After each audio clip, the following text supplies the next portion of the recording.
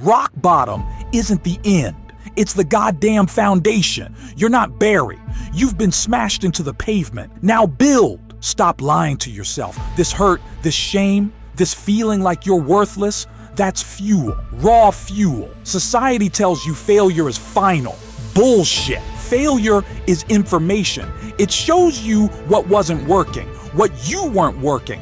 Your old self hit its limit. Good. That version failed. Time to forge a new one. Step 1. Own the wreckage. Stop blaming the economy. Your ex, bad luck. Look in the mirror. You got here.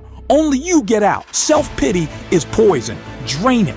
Now, step 2. Burn the victim script. That identity, the poor me story, incinerate it. Decide right now, I am a man who rebuilds. I am relentless. Your identity must shift before your life can. Speak it, believe it, be it. Step 3, stack the bricks. Forget the mountain. Find one brick, one tiny, undeniable win. Did you make your bed? Did you walk for 20 minutes? Did you send one job application? Stack it, then another, and another. Momentum isn't magic.